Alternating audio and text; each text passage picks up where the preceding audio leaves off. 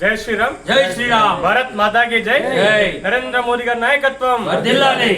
ఏదైతే ఈ నెల 10వ తారీఖు నాడు ఆదివారం రోజున మన ప్రియతమ దేశ ప్రధాని నరేంద్ర మోదీ గారు మన తెలంగాణకు హైదరాబాద్ పట్టణానికి అభివృద్ధి పనుల కోసం వస్తున్నారు కాబట్టి దాన్ని దృష్టిలో పెట్టుకొని భారీ బహిరంగ సభ హైదరాబాద్లోని పరేడ్ గ్రౌండ్లో రాష్ట్ర పార్టీ ఆధ్వర్యంలో నిర్వహించడం జరుగుతుంది కాబట్టి దాన్ని దృష్టిలో పెట్టుకొని మన జిల్లాలో ఉన్నటువంటి మన రూరల్లో ఇందల్వాయి మండలం నుంచి భారీ ఎత్తున జన సమీకరణ తీసుకుపోవడం స్వచ్ఛందంగా అభిమానులు ప్లస్ మరియు పార్టీ నాయకులు, ముఖ్య నేతలు, ముఖ్య ప్రజాప్రతినిధులు, ముఖ్య నాయకులు పెద్ద ఎత్తున ఈ కార్యక్రమాన్ని విజయవంతంగా చేయవలసిందిగా కోరుతున్నాము.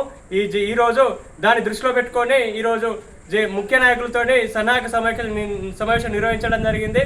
కావున ప్రతి ఒక్కరు కూడా ఈ నెల 10వ తారీఖు నాడు భారీ పెద్ద ఎత్తున ఈ కార్యక్రమానికి హైదరాబాద్కి వెళ్ళే ప్రయత్నం చేద్దాం. ప్రతి ఒక్కరు రావాల్సిందిగా కోరుతున్నాము. Thank you. జై శ్రీరామ్. భారత్ మాతాకి జై. ఈరోజు ఇందల్వాయి మండలంలో రైతుల సమస్య చూస్తే వడ్లు కోసి నెలలు గడుస్తున్నా ఎక్కడే కుప్పలు పేరుకపోయినాయి. నిన్న మొన్న మన రూరల్ ఎమ్మెల్యే భూపతి రెడ్డి గారు ప్రెస్ మీట్ పెట్టి ఈ బీజేపీ వాళ్ళు పని లేక పని పట్టుకొని మా మీద డెవలప్మెంట్ చూసి ఓర్వలేక మా మీద చేస్తుర్రు అని చెప్పిండు. కానీ అయ్యా భూపతి రెడ్డి గారు, ఇలా రూరల్లో నువ్వు రోడ్ల పొండి వెళ్ళినా, ఉల్లాస్పూర్ నుంచి కానీ ఎక్కడ వెళ్ళినా రోడ్ల పొండి ఎక్కడెక్కడ కుప్పలు ఉన్నాయో లేవో చూడండి. మా మీద పడి ఏడ్చుడు కాదు నువ్వు. ఫస్ట్ ఒక రూరల్కి ఎమ్మెల్యేవు, రైతుల సమస్యలు పట్టించుకునేది నువ్వు. మేమెందుకంటే రైతులు మాకు ఫోన్లు చేసి సతాస్తున్నారు. మాకేం పని లేక మేము పోతలేము. మాకు రైతుల సమస్యలు మీదనే మేము జేసీ గారికి కానీ, డీసీఓ కానీ, కలెక్టర్కి కానీ మేము విన్నవించడం జరుగుతుంది. ఇవాళ నువ్వు ఒక ప్రజలు ఎన్నుకున్న ఎమ్మెల్యేవు కాబట్టి నువ్వు ఆ రకంగా మాట్లాడు, ఇది కరెక్ట్ కాదు. నువ్వు ఇప్పటికైనా రైతుల సమస్యల మీద ఇంకో 15 రోజులు అయితే ఎక్కడిదక్కడ వర్షాలు వచ్చే అవకాశాలు ఉన్నాయి. వర్షాలు పడ్డప్పుడు రైతులు మళ్ళీ నెక్స్ట్ పంటకు తుకాలు పోస్తారు.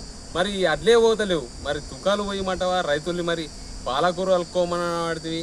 నువ్వు ఏం చేస్తున్నావు? అయితే రూరల్ ప్రజల్ని ఎక్కడ డెవలప్మెంట్లో మరి ముందుకు తీసుకెళ్తున్నావా? మరి వాళ్ళకు ఉపాధి ఏ రకంగా నువ్వు సమకూరుస్తావో అర్థమవుతలేదు.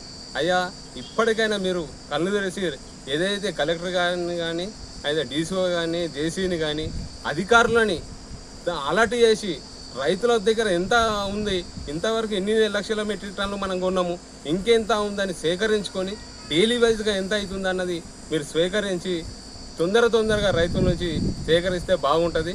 మీరు మా మీద ఏడ్చుడు కాదు, ఏదైతే రైతుల ఉన్న సమస్యను పట్టించుకొని రూరల్ డెవలప్మెంట్ కోసం సహకరించారు.